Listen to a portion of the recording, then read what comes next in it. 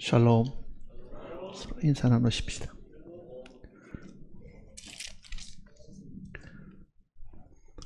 누가복음 5장을 보시겠습니다.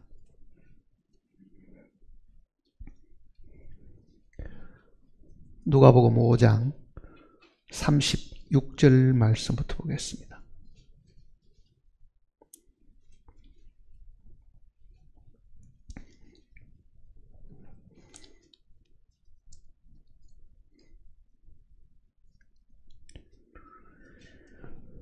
(36절입니다) 또 비유하여 이르시되 새 옷에서 한 조각을 찢어 낡은 옷에 붙이는 자가 없나니 만일 그렇게 하면 새 옷을 찢을 뿐이요 또 새 옷에서 찢은 조각이 낡은 것에 어울리지 아니하리라. 새 포도주를 낡은 가죽 부대에 넣는 자가 없나니 만일 그렇게 하면 새 포도주가 부대를 터뜨려 포도주가 쏟아지고 부대도 못 쓰게 되리라. 새 포도주는 새 부대에 넣어야 할 것이니라. 묵은 포도주를 마시고 새 것을 원하는 자가 없나니 이는 묵은 것이 좋다 함이니라. 기도하십시다.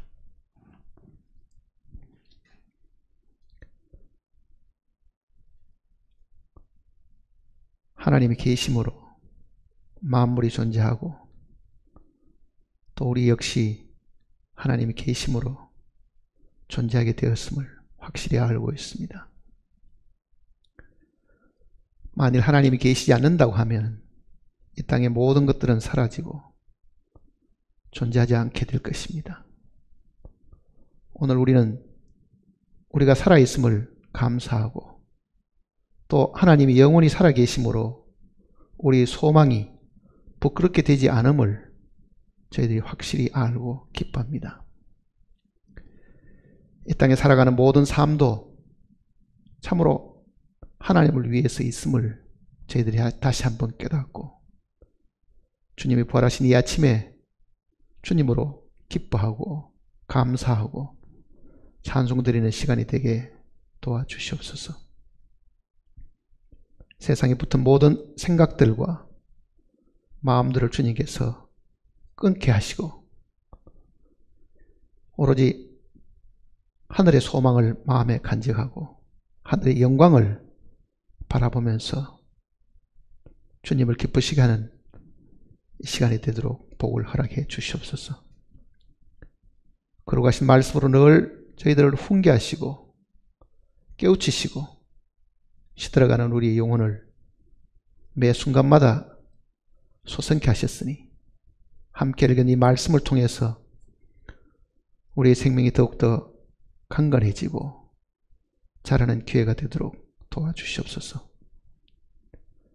한 자리에서 말씀을 듣는 심령들이나 함께하지 못하는 심령들이나 주님께서 함께 복을 주시고 이 하루만이라도 주님을 위해서 살면서 주님 안에서 즐거워하는 시간이 되게 도와주시옵소서.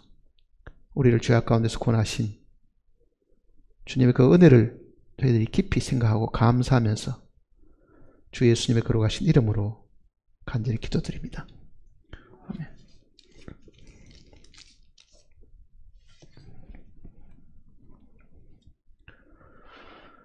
구원에는 두 가지 방면이 있습니다. 이 두 가지 방면을 잊어버리고 하나만 늘 기억하는 경우가 사실은 많은데 예수님께서 비유로 들려주신 이 내용 속에도 새 옷 혹은 새 포도주 하는 이 용어를 특별히 썼습니다. 새 옷은 우리가 예수 그리스도를 믿을 때에 우리가 얻은 의의 옷입니다. 새 포도주는 우리가 믿을 때 주님께로부터 받은 이 부활의 생명, 새 생명을 이야기하는 겁니다. 그러니 구원의 이 두 가지 방면이라는 것은요, 하나는 새 옷이고 하나는 새 포도주에 대한 이야기입니다. 근데 많은 경우는 우리는 죄 사함 받았다, 의롭다함을 얻었다, 이 부분은 잘 기억하지만은 또 한 가지 방면인 이 새 포도주에 대한 이야기를 놓치고 사는 경우가 사실은 많습니다. 이스라엘 민족이 이집트에서 구원을 받았을 때도 두 가지가 사실 있었습니다. 그러니까 구약의 안에도 이 구원의 방문을 이 둘로 설명을 했습니다. 하나는 그네들이 피를 문설주에 바르는 거잖아요. 피를 바르는 것.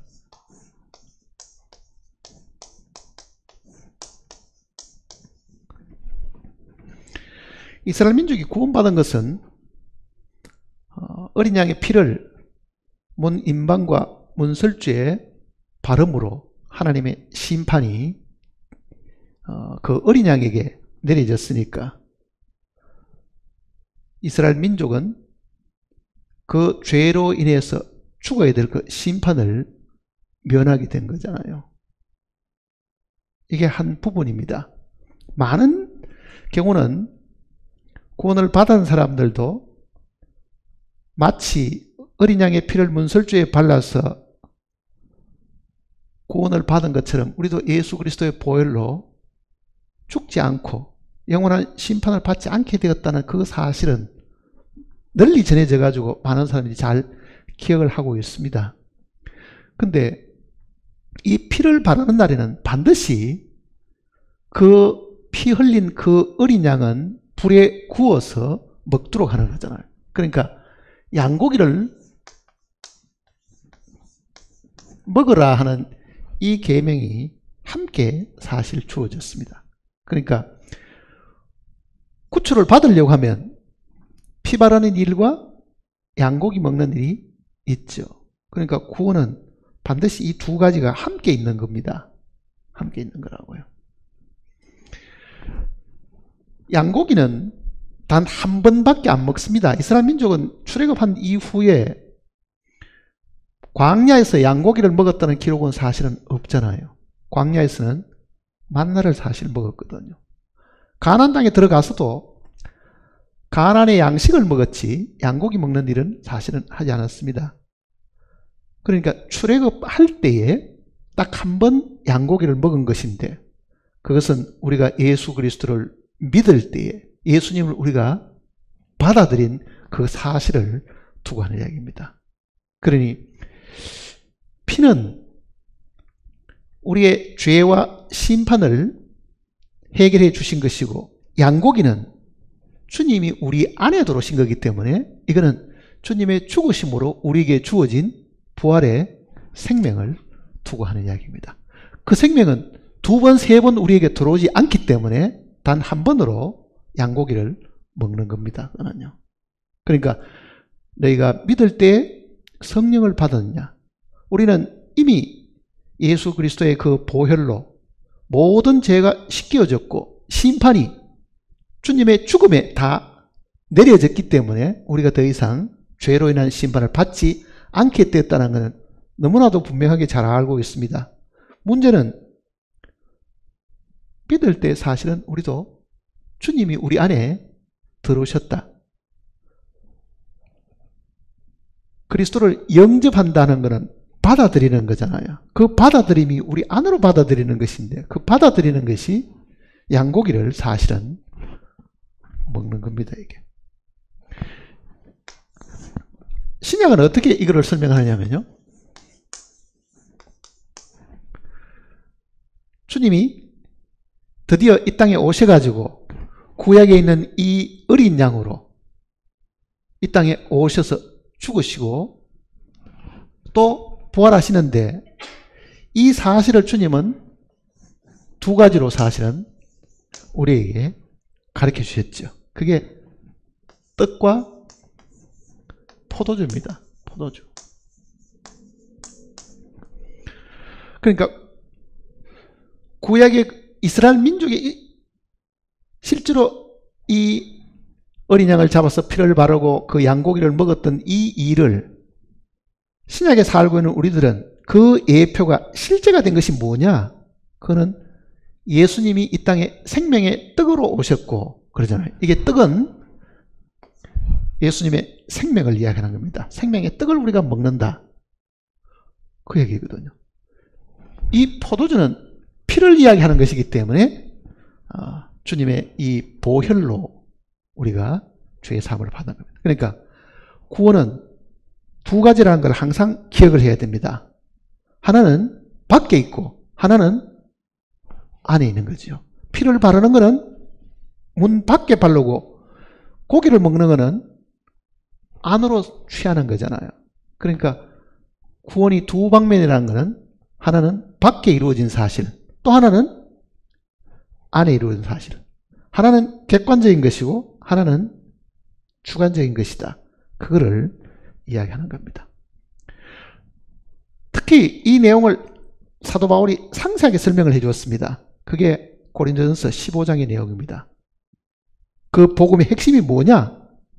성경대로 그리스도께서 죽으시고 그러잖아요. 죽으시고 성경대로 또 뭐 하셨습니까? 부활하심으로.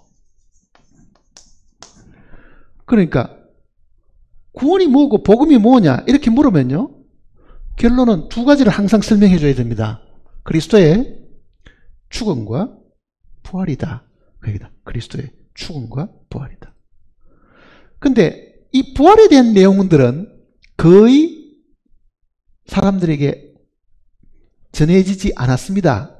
종교 계획을 하던 그 당시에도 믿음으로 어렵게 되는 이야기는 루터가 강력하게 이야기했고 그 가르침이 몇백 년 동안에 전해졌지만은요, 실제 루터도 이 부활의 생명에 대한 이야기들은 거의 하지를 않았다는 걸 신기하지요.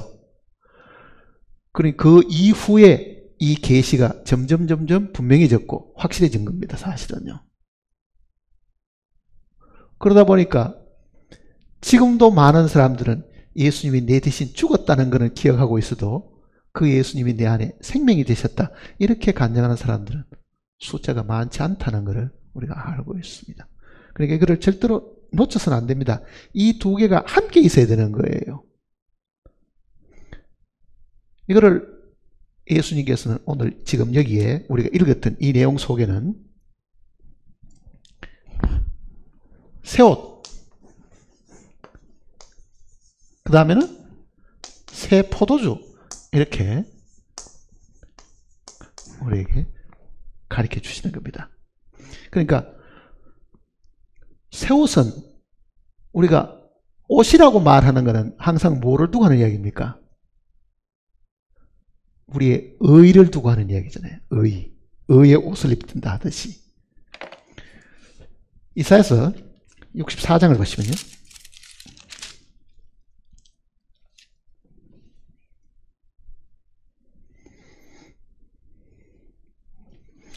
이사야 64장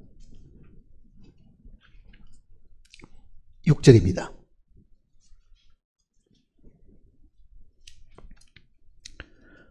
(6절) 1045페이지입니다.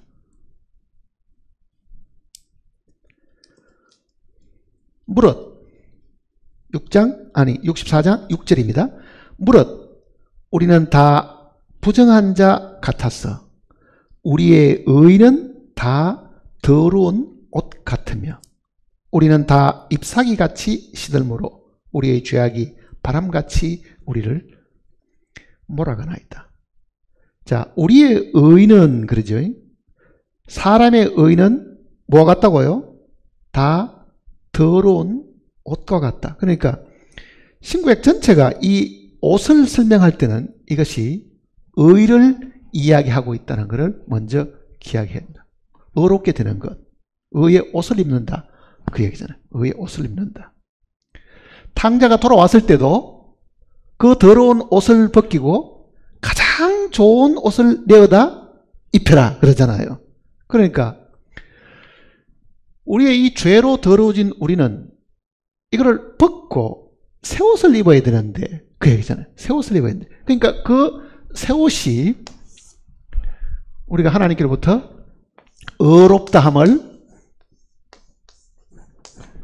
얻는 거잖아요. 이 칭이라는 거는, 칭하다는 거는 부르다는 뜻이거든요. 의인은 의를 불러준다는 말이 뭐겠습니까? 우리로 하여금 의롭다고 선언한다는 뜻입니다. 선고한다는 뜻이에요. 그거는 법정 용어인데요. 법정에 가면은 재판을 받는데 무죄하고 재판관이 뭐 합니까? 선언하잖아요. 공포하지요. 그러면 그 사람은 무죄가 되면은 방면돼서 나오죠. 하나님의 심판석 앞에서 하나님이 너는 죄 없어, 무죄, 그 말이 칭이라는 뜻입니다. 칭이. 그러니까 무죄 선고를 받았다. 그 말이 하나님이 나를 의롭다고 하셨다. 그 얘기거든요. 자, 언제 의롭다함을 얻습니까? 믿을 때는요, 하나님이 믿은 그 믿음을 보시고 예수 그리스도가 죽으시고 피 흘리신 그 사실을 근거로 해서 나로 하여금 네가 죄가 없는 것이 아니라 네 죄값을 예수 그리스도가 죽음으로 받았으니 너는 그 사실을 믿었으니까 너는 무죄다. 이렇게 선언해 주는 거잖아요. 사실은. 죄값이 치루어졌으니까 그 치루어진 사실을 예수 그리스도를 네가 믿었으므로 내가 너에게 줄 수 있는 것은 이제는 더 이상 정죄가 아니고 무죄가 되었다. 그 무죄 선언을 해주는 것이 성경에는 칭이라고 설명을 한 겁니다. 그러니까 구원받았다는 말은 하나님이 나를 무죄 선언하셨다. 그 뜻입니다. 무죄 선언하셨다. 그게 우리가 지금 새 옷을 입는 겁니다. 그거를 성경에는 우리가 구원의 옷을 입었다. 이렇게 지금 표현을 한 거죠. 구원의 옷을 입었다.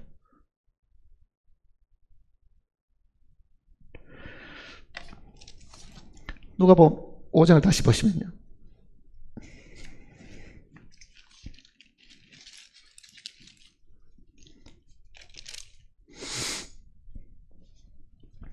(5장) 36절입니다. 또 비유하여 이르시되 새 옷에서 자, 여기는 새 옷도 나오고 또 뭐 나옵니까? 낡은 옷도 나오죠. 낡은 옷. 새 옷이 있는데 낡은 옷은 뭐겠어요? 그러면은요. 그거는 이사야 64장에서 우리가 읽어본 대로 우리의 의는 다 더러운 옷과 같으며, 그러니까 인간의 의는 다 더럽다.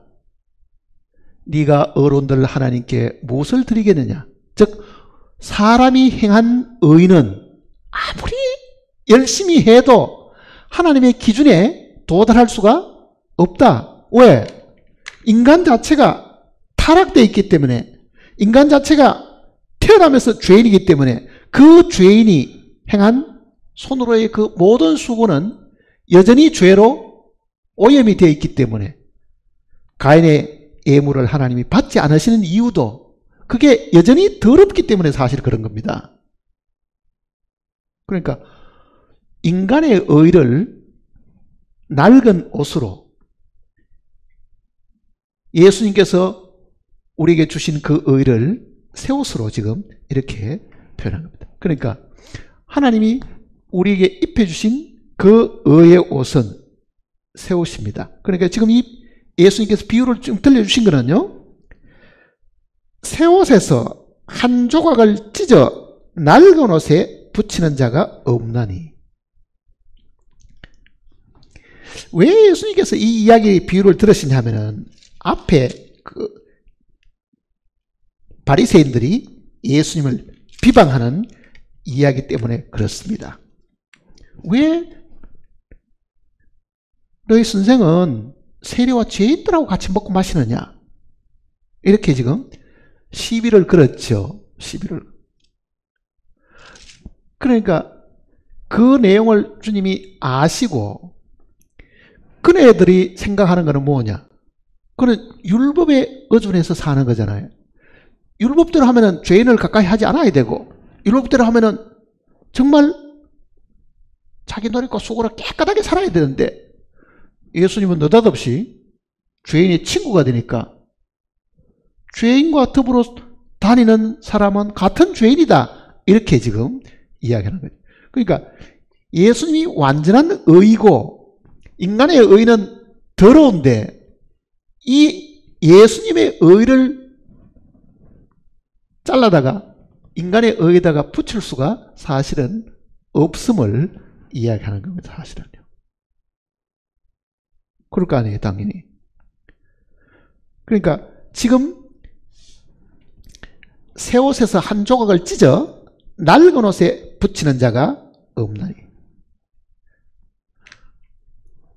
사람의 의와 하나님의 의는 공존하는 것이 아닙니다. 그 얘기입니다. 절대로 이게 같이 섞일 수 있는 것이 아니다. 사람의 의는 이게 더럽기 때문에 이거는 버려야 되고, 온전히 하나님의 의만 우리가 받아들여야 되는데, 이거를 오늘 구원받은 사람들 중에서도 어떻게 생각하냐면은, 내가 구원을 받았으니까 이제부터는 최선을 다해서 율법도 지키고 먹을 것도 절제하고 내 노력과 내 수고로 살아야지. 받은 의는 하나님의 의인데 거기에 자기 의를 덧붙이는 사람, 예수님의 의를 가져다가 자기 의와 이렇게 짬뽕시키듯이 같이 섞어버리는 이런 일들을 해서는 안 된다고 얘기하잖아요. 갈라디아서 내용은 뭐라고 말합니까? 성령으로 시작하였다가 육체로 마치겠냐. 하나님께로부터 온전한 의를 받았는데 네 노력과 네 수고로 그 구원을 완성시키려고 하느냐, 그 이야기잖아요. 그게 전혀 없었으면은 사도 바울도 그런 말씀을 하지 않았겠죠. 많은 구원받은 사람이 나 이제 구원받았으니까 나도 이제 정신 바짝 차리고 살아야지. 그 정신 바짝 차리고 산다는 게 뭡니까? 거짓말도 하지 말고 나쁜 짓도 하지 말고 이제부터는 내가 최선을 다해서 살아야 되겠다고 하는 그 일들의 새 옷을 잘라다가 자기 의의 더러운 옷에다가 키우려고 하는 것이다. 그러니 바리새인과 서기관들을 지금 주님께서 책망하시는 거예요. 사실은요. 이 하나님의 완전한 의는 사람의 의와는 차원이 사실은 다르다, 그 얘기잖아요. 그러니까 이 유대인들이 의를 지키려고 하는 거는요, 율법을 따른 의고, 우리가 지금 얻은 의는 율법과 상관이 없는 하나님이 우리에게 거저 주시는 의잖아요. 로마서를 보세요.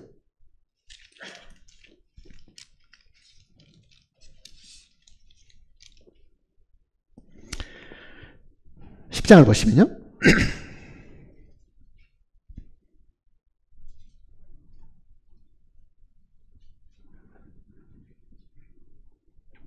로마 10장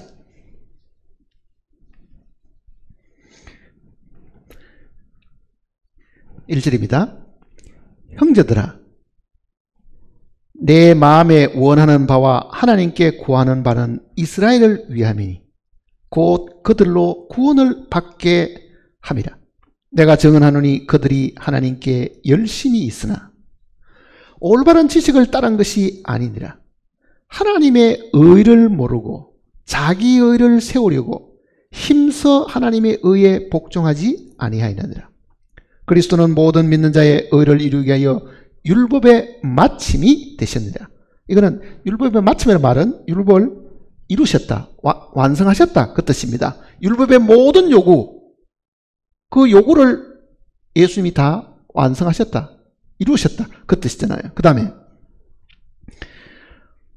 5절에 모세가 기록하되 율법으로 말미암는 의를 행하는 사람은 그 의로 살리라 하였거니와 믿음으로 말미암는 의는 이와 같이 말하되 내 마음에 누가 하늘에 올라가겠느냐 하지 말라.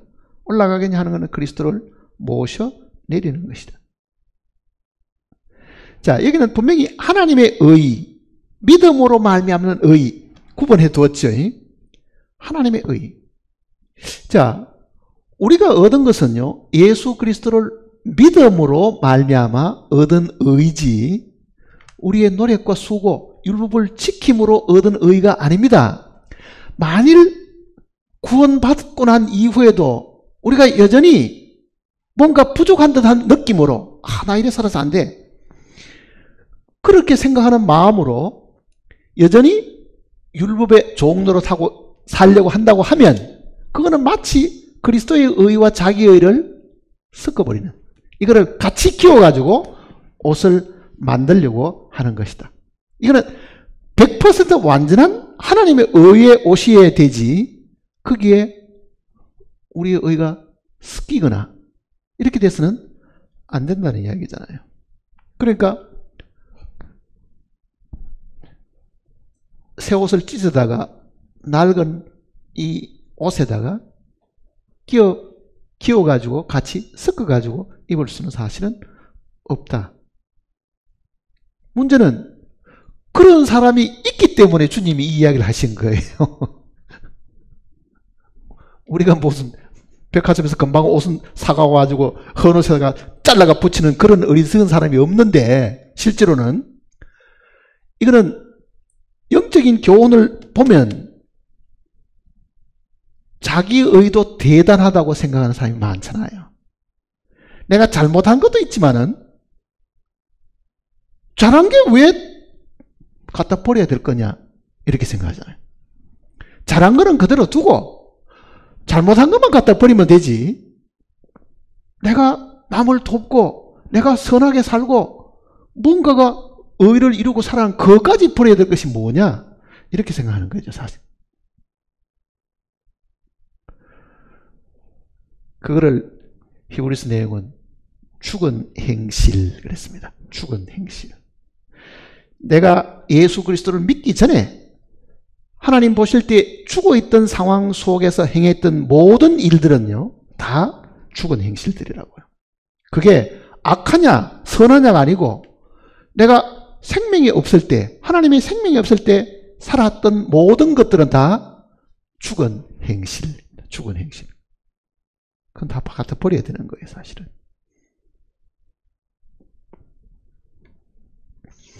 다시 누가복음 보시면요.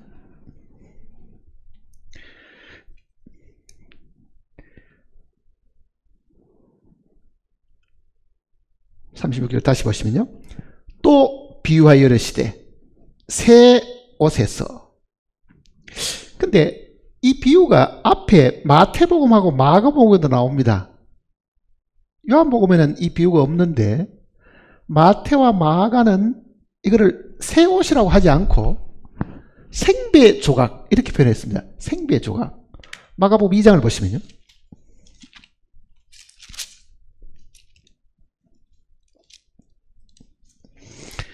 마가복음 2장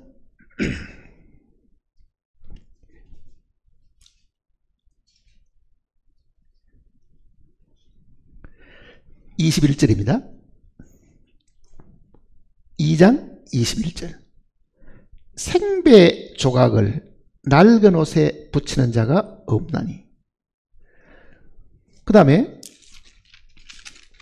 마태복음도 보시면요. 9장을 보시면요. 마태복음 9장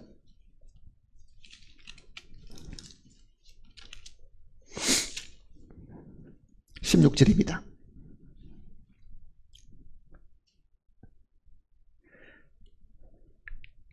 생배의 조각을 낡은 옷에 붙이는 자가 없나니 이는 그 키운 것이 그 옷을 당겨 헤어짐이 더하게 됨이요. 자, 앞에 두 복음은 생배 조각으로 표현을 했고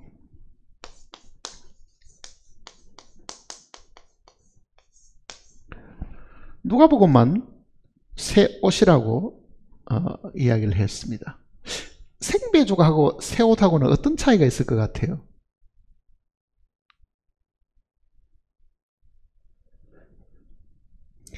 옛날에 우리의 이 조상들이 배틀에 앉아가지고 여러분들 그 삼배조각 그 짜는 거 한번 보셨죠? 그거를 처음 짜면은요, 이게 굉장히 거칩니다, 사실은요. 막 풀 마르고 뭐 두들기고 가지고 어떻게 하잖아요. 이게 생배조각이라는 것하고 새 옷하고는요, 의미상으로 다릅니다, 사실은. 생배는 아직도 옷이 되기 전에 천을 두고 하는 이야기잖아요. 옷이 되기 전에. 자, 예수님이 우리의 의가 되셨는데, 예수님이 이 땅에 계실 때는 아직도 구속의 사업을 이루지 않았습니다. 아직도 의의 옷이 안 되신 거예요, 사실은. 그거는 예수님이 여전히 육체로 계실 때의 모습을 두고 하는 이야기입니다. 자, 예수님이 육체로 계시면서 이 땅에 사시는 동안에 행했던 많은 좋은 일들이 많죠. 가난한 사람을 도와주고 병든 자를 고쳐주고 죽은 사람들 살려주고 불쌍한 사람들에게 친구가 되시고 하는 그 육신의 이 땅의 모습으로 사실 때에 그 좋은 행실과 좋은 가르침들을 자기 것으로 삼으려고 하는 것.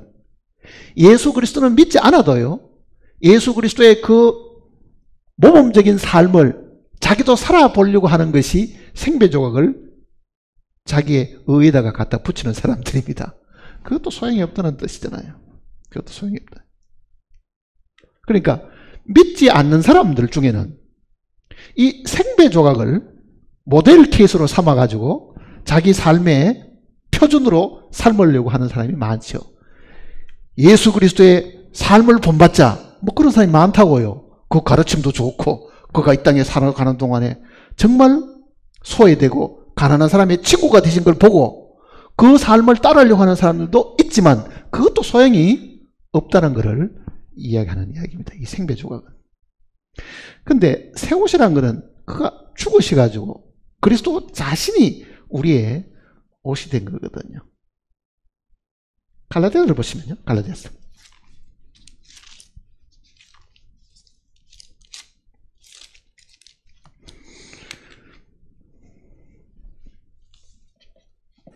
갈라디아서 3장입니다.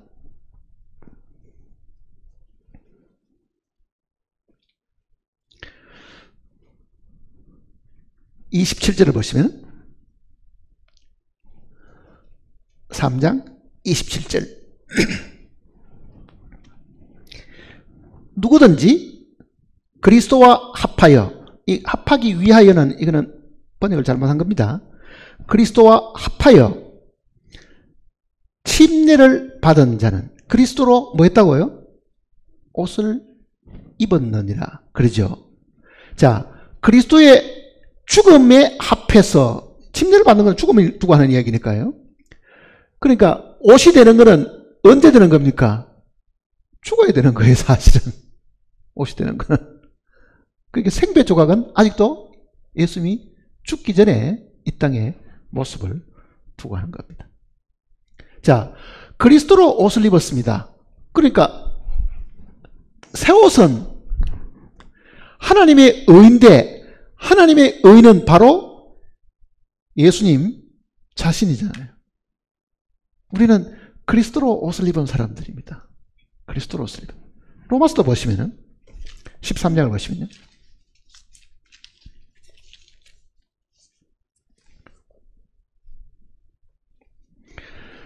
로마서 13장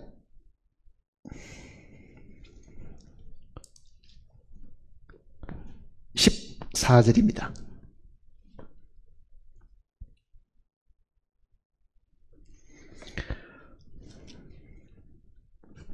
오직 주 예수 그리스도로 옷 입고 정욕을 위하여 육신의 일을 도모하지 말라.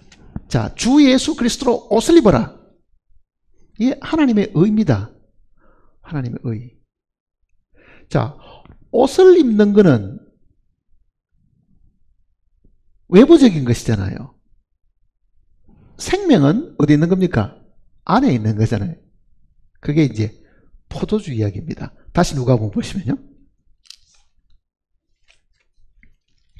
누가복음 5절 보십니다.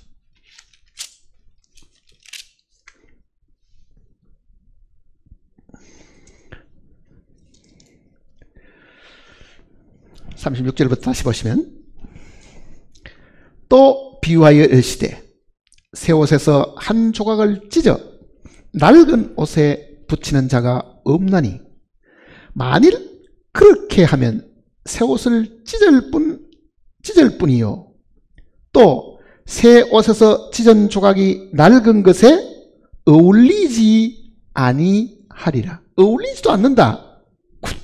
그 당연한 이야기죠. 헝거하고 쇠하고 뭐 섞어 놓으면 그게 어울리겠어요. 자, 새 옷은 하나님이 우리에게 주신 그리스도, 즉 의의 옷이고, 그거는 복음이고 은혜를 두고 하는 이야기입니다. 그렇잖아요. 그러면은 낡은 옷은 뭐겠어요? 율법을 지키려고 하는 우리의 노력과 수고지요.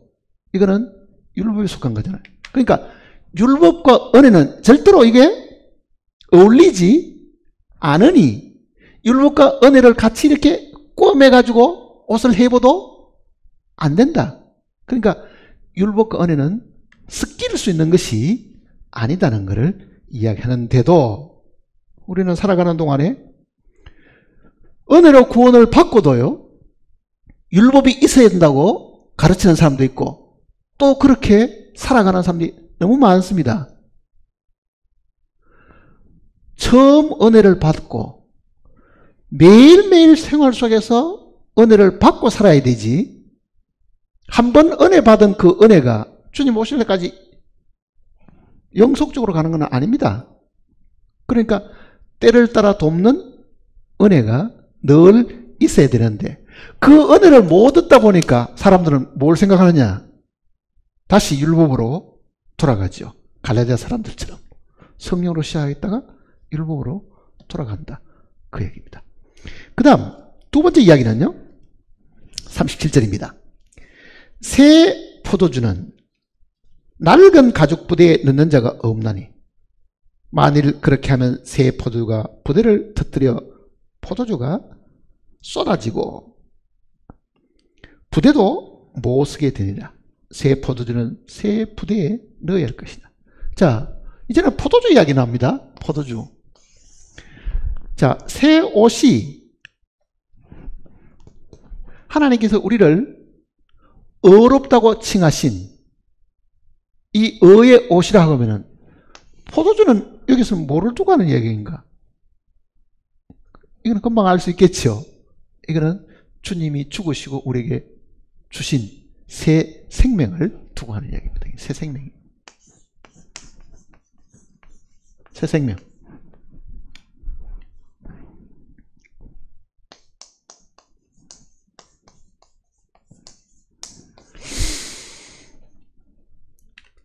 자, 새 옷은 하나님이 우리에게 입혀주시는 것이고, 이거는 밖에 있는 거죠.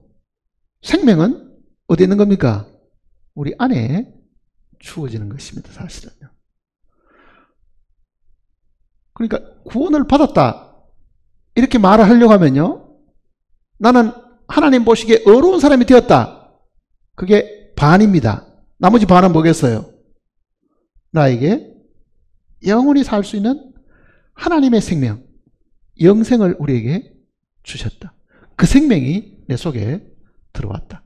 문제는 그 포도주를 낡은 가죽 부대에 넣지 마라 그러잖아요. 낡은 가죽 부대에 넣지 마라.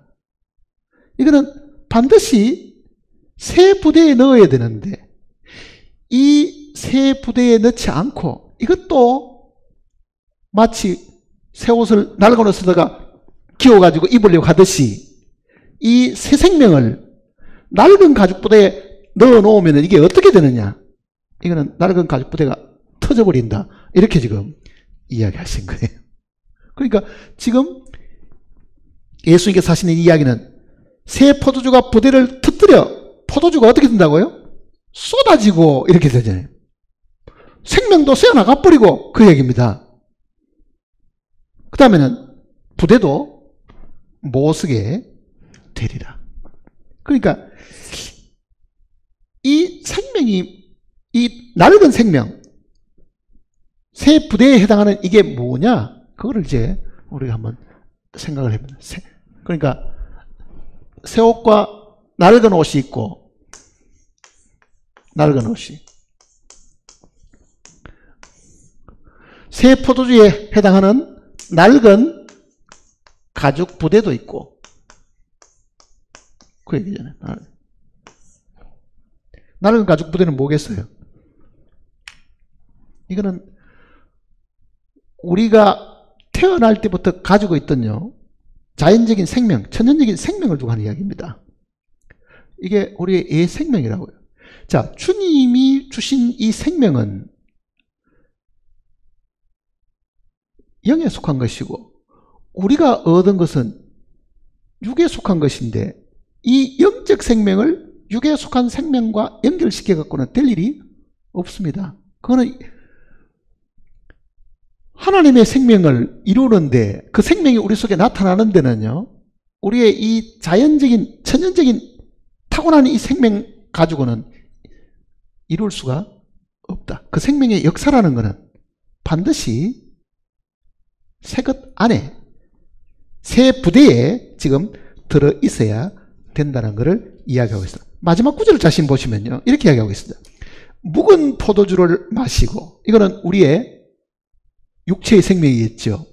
새 생명이 주님의 부활의 생명이라고 하면은, 묵은 포도주는 우리가 아담 안에서 물려받았던 육체의 생명을 두고 할 거 아니에요. 묵은 포도주를 마시고 새 것을 원하는 자가 없나니 이는 묵은 것이 좋다. 구관이 명관이다 하듯이 예 생명을 따라 살던 사람, 육체의 생명을 따라 늘 살던 사람은 사실은 새 생명이 별로 매력적이지를 않다, 그 얘기입니다. 쉽게 말하면 우리 속에 새 생명이 들어있다고 해도 지금 당장 눈에 보이는 것은 새 생명이 원하는 것이 아니지요. 누가 원하는 겁니까? 묵은 생명이 원하는 거라고. 이게 예 생명이 원하는 부분들이잖아요. 그러니까 이 묵은 포도주를, 즉 예 생명을 따라 늘 살던 사람들은 새 것이 별로 매력적이지 않습니다. 새 것을 원하는 자가 없나니 옛날 것이 더 좋다. 그게 현재 우리 모습이잖아요. 내 안에 새 생명이 있다 하더라도 그거는 뭐 언제 저 천국 가면 필요할지 모르지, 내가 이 땅에 사는 동안에는 내 눈이 보는 대로, 내 마음이 원하는 대로 살고 싶어. 그러니 내가 진정으로 지금 새 것을 원합니까? 이 성경대로 새 것을 원하는 자가 없지요. 사실은요, 새 것을 원하는 자가. 자, 이 새 생명이 어디에 담겨져 들었냐? 계시록, 아니 에스겔서를 보시면 36장을 보시면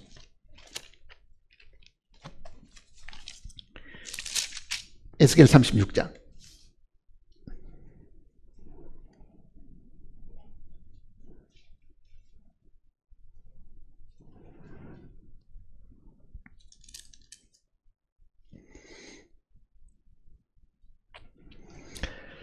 (26절입니다) 26절.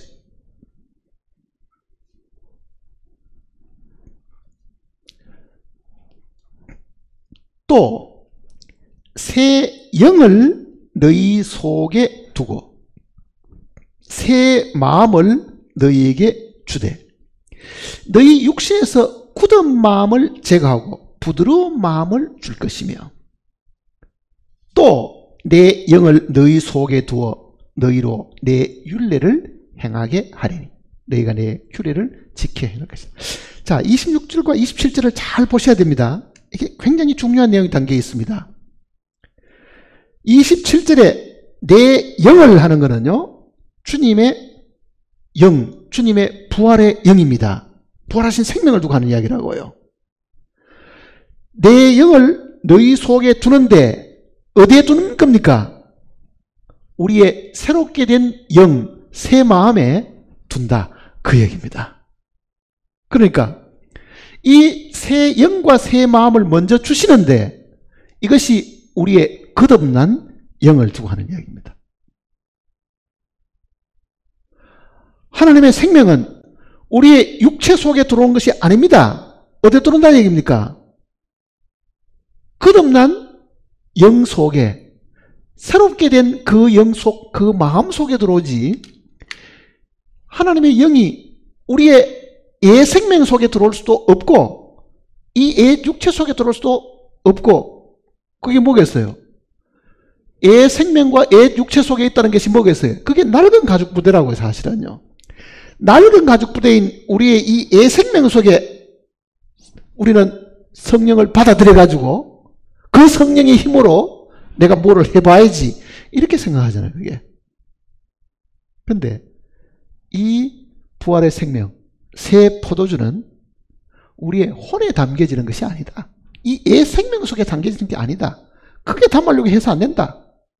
그 성령을 이용해 가지고, 그 하나님의 새 생명을 이용해 가지고 하나님이 나에게 도와주시기만 하면 내가 최선을 다해서 할 수 있을 텐데, 그거는 새 포도주를 어디에 담은 겁니까? 우리의 타고난 천연적인 생명 속에 담아가지고 그 얘기입니다. 그거는 터트려진다. 그러면 포도주도 다 새게 된다. 그 내용을 이야기하는 겁니다. 그러면은 새 포도주이신 이 새 생명이신 주님을 어디에 담으라는 이야기입니까? 새롭게 된 영 속에, 거듭난 영 속에, 새로운 마음 속에 담아두면 그 얘기입니다. 다시 보세요. 이제 26절을 다시 읽어보면요, 또 새 영을, 여기서 새 영은요 주님의 영을 두고 하는 이야기 아닙니다. 우리의 거듭난 영, 그 얘기입니다. 새 영을 너희 속에 두고 새 마음을 주되, 즉 우리의 영이 깨끗해지고 우리의 마음이 깨끗해진 다음에 성령이 들어올 수 있다. 그 내용을 지금 이야기하는 거죠.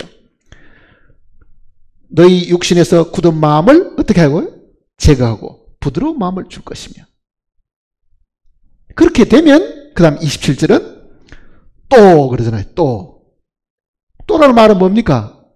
먼저 거듭난 양을 주시고 그 다음에는 성령을 우리에게 주셔서 그 뜻입니다. 또 하는 건 두 번째로 그 말이니까, 또 내 영을 너희 속에 두어 너희로 내 율례를 행하게 하리니. 누가 지킨다는 이야기입니까? 우리가 지키는 게 아니고 주님이 우리 대신 행하신다, 그 얘기잖아요. 주님이 우리 대신 행하신다. 새 생명이 우리 대신 행하시는 겁니다. 그런데 이상하게 우리는 성령을 받았다 그래도 받은 성령을 자기 생각 속에, 느낌 속에 집어넣고 하나님이 계시면 나를 도와주실 수 있을 텐데 도와주십시오, 그런다는 이야기입니다.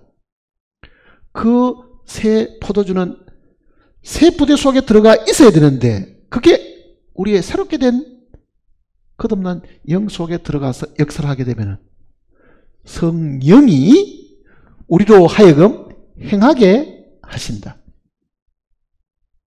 우리가 행하는 게 아니죠. 누가 하는 겁니까? 하나님이 우리 대신 하신다, 그 얘기입니다. 하나님이 우리 대신 하신다.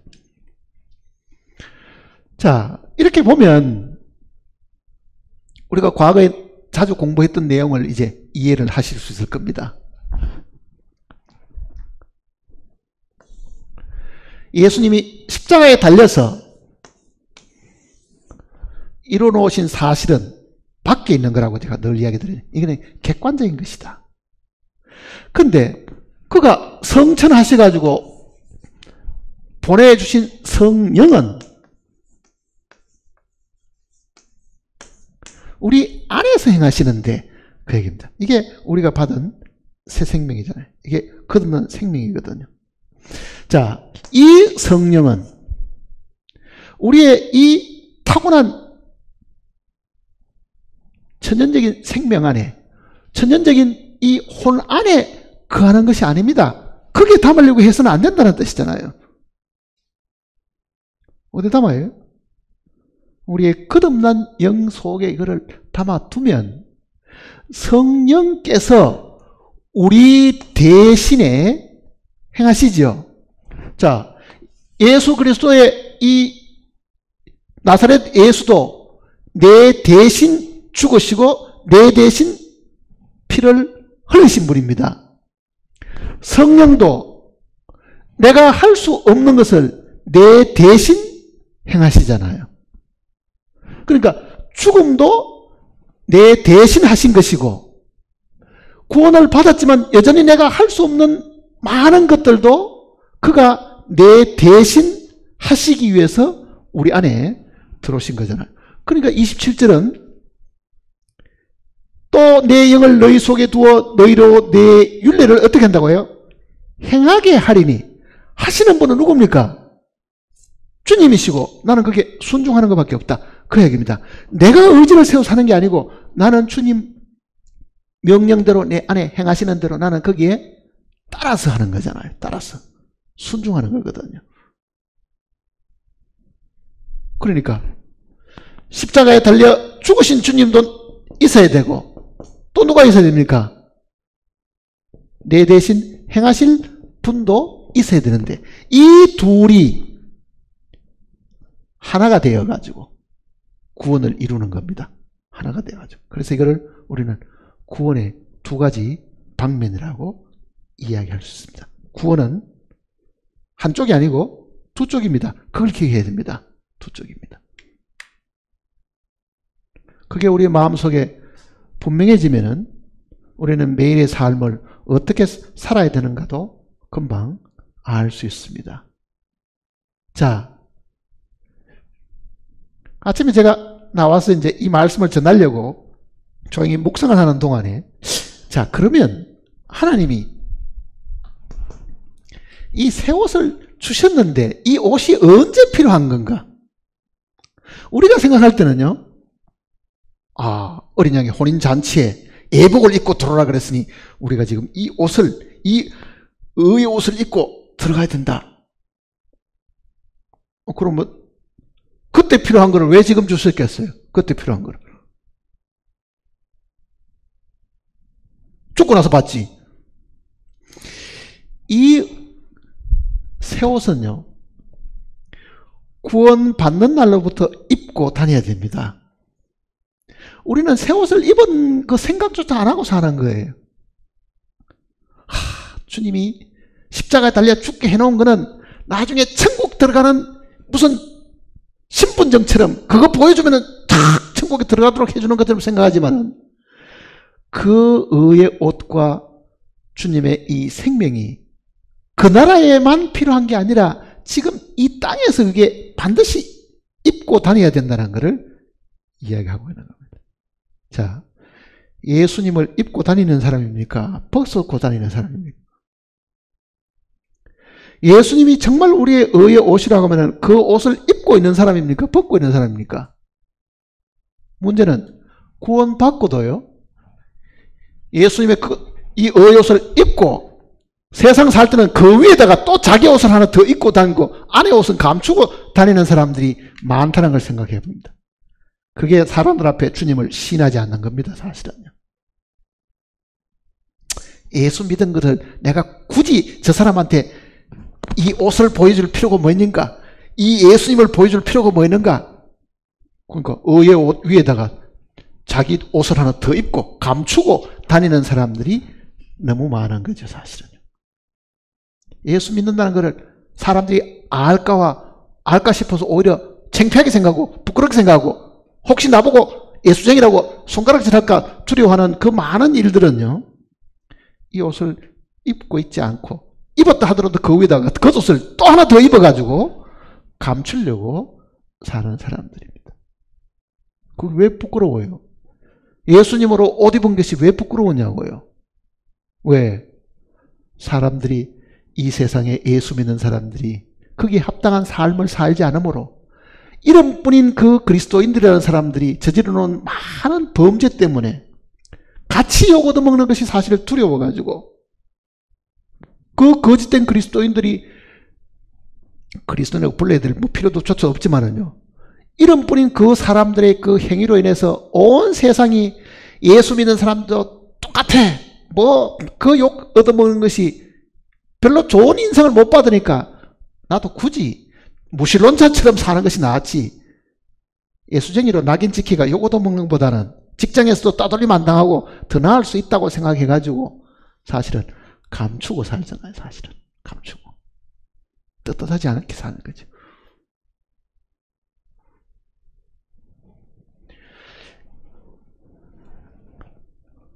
우리는 분명히 이 의의 옷을 입었습니다.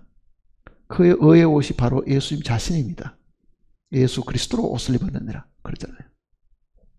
예수 그리스도로 옷을. 그러면은 하나님이 우리를 보실 때는 우리는 작은 예수들입니다. 그렇잖아요. 작은 예수잖아요. 왜? 교복 입으면은 딱 같은 학교의 학생인 걸 금방 아는 것처럼요. 똑같은 예수로 옷 입었으면은 남들이 볼 때는 전부 다 똑같은 교복 입고 다니는 사람하고 똑같이 보이는 거예요, 지금. 근데 교복은 그 학교의 교복을 입었는데 배지도 달고 목표도 그렇게 달고 다니는데 그 유명한 어느 학교의 교복을 입고 다니면서 그 교복 입고 나쁜 짓 하면은 사람들이 금방 알아보는 건 뭘 알아보겠어요? 저게 아무개 학교의 학생이다. 그럴 거 아니에요. 아무개 그 교복만 보면은 어느 학교의 학생인지를 금방 알잖아요. 자, 우리는 예수님으로 옷 입었습니다. 그런데 예수님으로 옷 입은 사람이 거짓말하고 사기치고 속이고 도둑질하고 그러니 예수쟁이들 거짓말쟁이고 도둑놈이고 하는 그 이야기를 사실 듣고 있는 거죠. 그 교복을 입고 즉 예수 그리스도로 우리가 옷을 입었다고 하면은 거기에 합당한 삶을 살려고 하면은요 우리의 노력과 수고로 되지 않는다는 것을 성경이 미리 알고 있는 거죠. 그 옷에 맞는 삶을 살 수 있는 것은 옷은 그리스도인데 생명이 그리스도가 아니면 그리스도의 삶을 살 수가 없습니다. 옷은 그리스도인데 생명까지 그리스도라야만 그리스도의 삶을 살 수 있는 거예요. 자, 옷은 그리스도인데 안에는 육체의 생명을 가지고 있습니다. 드러나겠어요? 안 드러나겠어요? 안 드러납니다. 그거는요. 그러니 그 옷에 맞는 생명을 우리가 입어야 그 옷에 맞는 행동을 사실 할 수가 있죠. 하나님의 일은 하나님만 하실 수 있는 겁니다. 하나님의 일은 하나님의 생명을 가진 사람들만 하나님의 일을 할 수 있는 거예요. 육체의 생명을 가진 사람은 하나님 일을 할 수가 없습니다. 그걸 하나님이 아셨기 때문에 그 새 생명을 우리에게 주신 거라고요. 그 새 생명이 포도주로 비유가 된 겁니다. 그러니까 둘 다가 있어야 된다는 뜻이에요. 둘 다가 있어야 된다. 그리고 우리는 새 옷도 있어야 되고 새 포도주도 있어야 됩니다.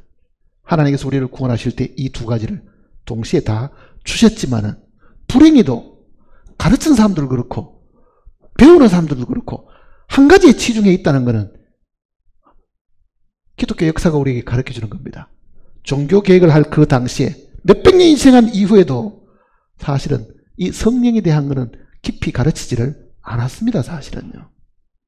성령에 대한 것은.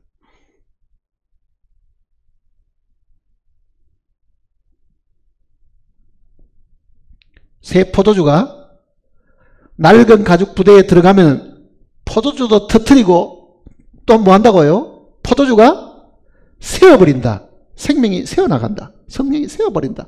그 말 같으면 그래서 기운 빠져버리는 거예요. 기운이.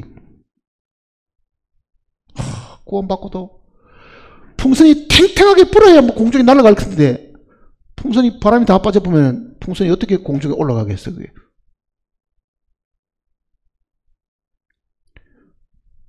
그거는 겉으로 나 구원받았습니다 하고 겉으로 옷을 맛있는 의의 옷을 입고 있어도요 그 안에 생명이 그 사람을 하여금 공중에 날게 할 수 없는 육신의 생명을 가지고 있다. 그 천연적인 생명을 그대로 가지고 살면은 아무리 겉으로 그리스도의 의의 옷을 입었다 하더라도 그거는 반밖에 되지 않는다. 그거를 지금 기억을 해야 됩니다.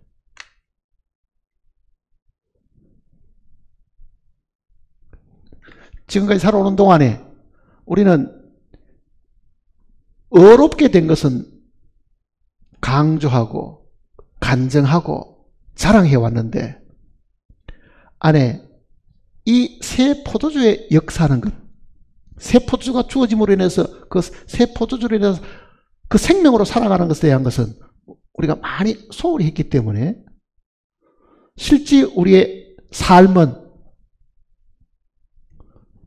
겉만 번들하고 안에 생명이 없으니까 항상 기운이 없고 절망하고 낙심하고 그렇게 살은 겁니다. 사실은.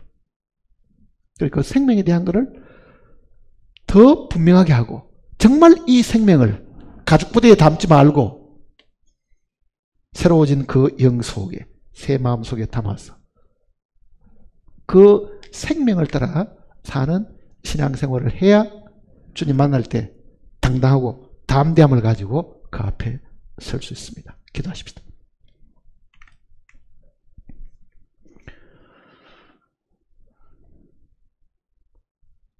아버지 하나님,